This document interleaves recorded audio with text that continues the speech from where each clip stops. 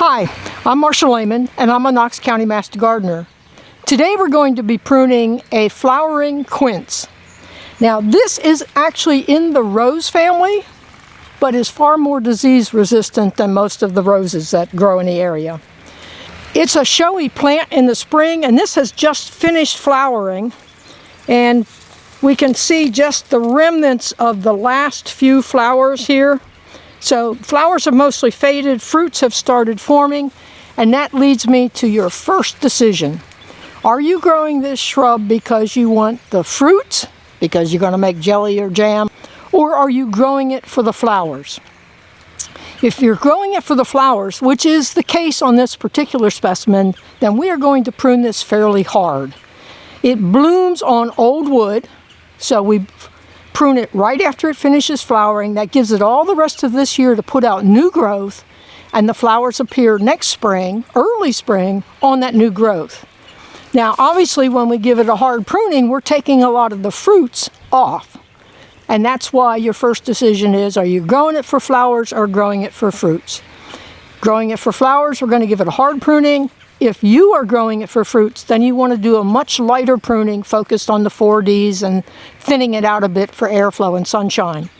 Now this particular specimen is a bit old, probably more than 10 years, maybe 15, and has not had anything more than removal of things that got in the way. In fact, the story is that it was in a spot where if it grew, great. If it didn't grow, that was okay too. It was kind of the trash pile. But it grew, as you can see. So this will look very different when we're done, because we have a lot of thinning out to do. And it shouldn't look like it got a haircut when we're done, but it should look much thinner, much airier when we finish.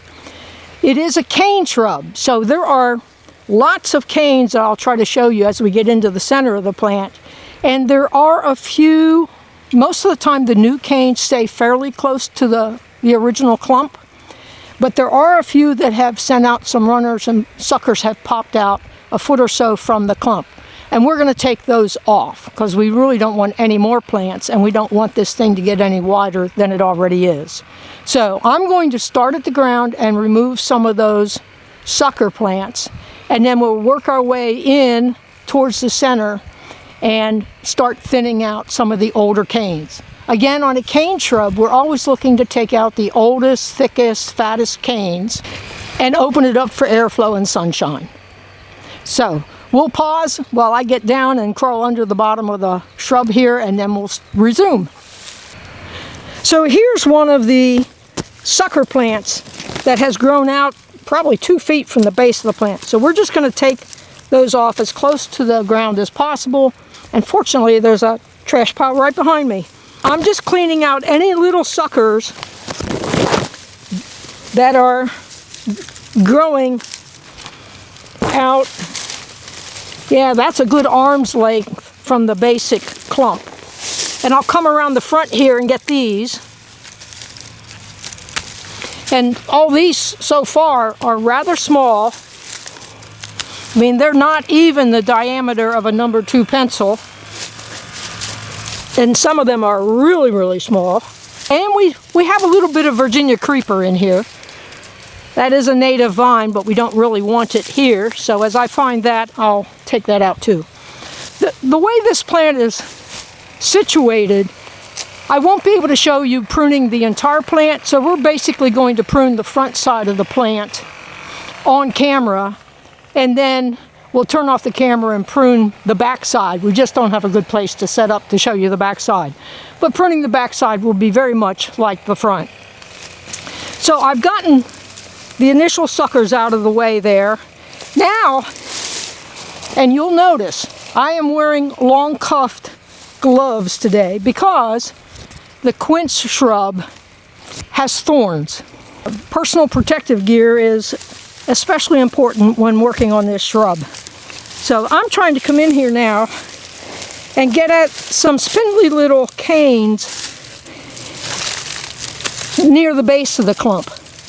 And they're spindly just because they haven't gotten much sunlight. And hopefully taking some of these out, you can see what happens. You have no vegetation down here, and only when it got to the outer edge of the shrub did it actually then produce any foliage. Right now I'm just thinning out the little stuff that really didn't have a chance. And I'm going to continue doing that. You don't have to watch me make all those snips. Okay, so I have removed the suckers that were grown out. We took out some Virginia creeper. I've removed, whoop, another one, almost all the little spindly things. And then I got rid of some of the low-hanging things. So you can now see how many canes we have in here. And now my attention is going to turn to the ones that I want to keep. And how do I decide that? Well, if it's coming out and growing real low to the ground, I'm going to take it off. If it's coming up and rubbing, crossing another branch, I'm going to take it out. And again, because this has not had a serious pruning, this is going to look pretty harsh today. There's another wimpy one. But if I just start here, this one is actually attached back here and grows out through the center of the plant. So I'm going to take that off. And likewise with this one. And the point here is to get it and cut it as low and close to the ground as possible. And sometimes that is at ground level, sometimes that's 3 or 4 inches. Just make the best cut that you can. And at this point, I'm still mostly using pruners, the hand pruners. Now, if we just come in, if we can zoom in here, here we have a cluster of stems. Again, this is a cane shrub. So this one is about 1/2 inch in diameter. I'll keep that one. This one is much smaller. And for the pruning this year, I'm going to take that out. And as you can see, that comes up through the center. So one of the advantages of starting at the bottom and taking out an entire cane is you actually save yourself a bunch of cuts. If I had started at the top and said, well, let me reduce the height, and now I'm doing all this cleaning and heading cuts, and then I come in here, well, I'm cutting a particular cane maybe 2 or 3 times. On the other hand, it's a cane shrub. I need to reduce the number of canes. If I come in and take out a cane at the ground level, and I pull it out, well, look, I just saved myself several cuts. Here's one that comes up in branches. For now, I'm going to take it off at that branch and keep the smaller side of that.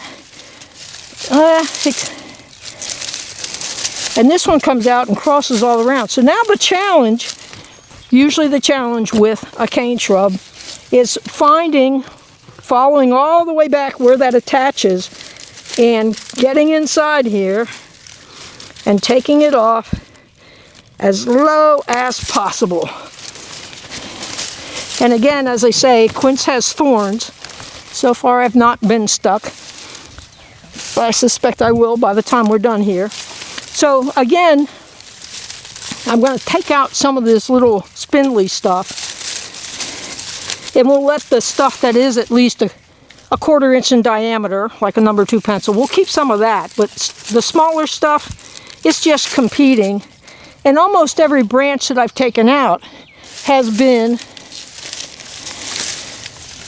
no vegetation at the bottom until it got to the edge of the shrub and then had some sunlight. I'm going to keep cleaning out this center, and then we'll come back and show you how it looks as I make progress through here.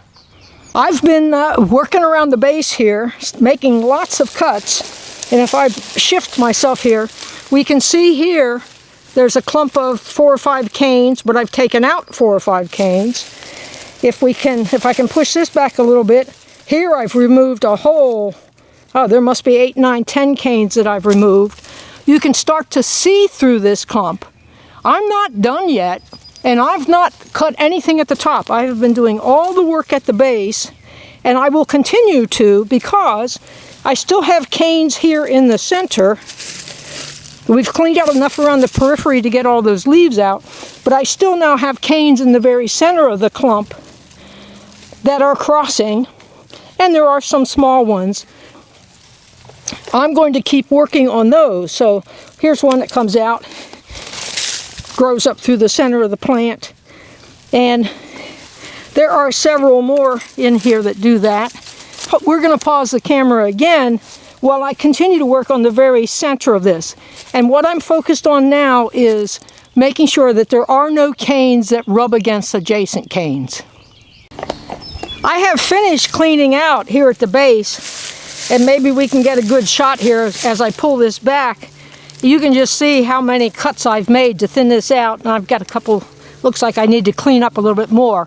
I made the cut as low as I could, and then as we cleaned out the center, I now have a little bit more room to work.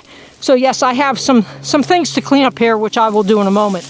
But if we just stand back and look, the shape of this is now quite good. It is airy. It'll get a lot more air and sunshine in the middle. But this is where we want to kind of come in here and look for, where do we have crossing rubbing branches? And sometimes the simplest thing to do is just to pull them apart. And then they may grow the way you want, and if they don't cooperate, well then we'll snip them back. But we have a few branches in here, and I have a good example of one here, that it comes up and curls around and grows back into the center. Now, at the same time, it's this one right here. It does have a branch that's coming back to the back side of the shrub, so I'm going to cut it right above that branch node and take off this part that wants to grow back over the top and center of the shrub. And that's not, I mean, it thins it out a little bit, but I haven't completely removed that. I've got another little branch down here that's coming out and wrapping around, growing back into the center a couple of places. So again, it's important to come in here and pull these canes around. Sometimes you can reposition them, and sometimes you end up having to clip them. And you know, you can tell where maybe Mother Nature broke a branch and it puts out some funny looking growth, or you end up saying, you know, maybe I'm just going to take this one out completely, and then I'll come back and cut that cane a little lower in a minute. That opens up the center, and if I can get these, yeah, here's one. This wants to grow back and around, so we'll take that off. I still have this shape, but the center is really open. There's probably a handful of additional canes that I could take out. Let's see, this one wants to grow back and down. Don't really want that. This one, you can tell it had a prior pruning cut just to shorten it, because it was probably sticking somebody when they walked by. So we'll clean that up a bit. There is another shrub right behind here, so I want to be careful. I don't want the two shrubs growing together. And now I find a little spindly one that I probably should have taken off earlier. So we'll come back in and take that out. Again, from the top I can see rubbing crossing branches. It's another perspective. It's a valuable perspective. You can't see everything from working at the base. And let's see if I can unwrap those two and then get one to grow naturally on top of the other. This is growing back into the other shrub, so I'm going to make a heading cut to shorten that back to a branch node. And then, yeah, I'm still looking at this. I've got this coming out of the center. I'm going to take it off, and I'll come back in and clean up that stub of a cane in a moment. But now I'm feeling better about this. Here's one that probably should just come out completely. And with a little more sunlight, some of these may grow a little straighter. When it was so thick, as you saw in the beginning, everything is trying to reach out to the side to get some sunlight. So I think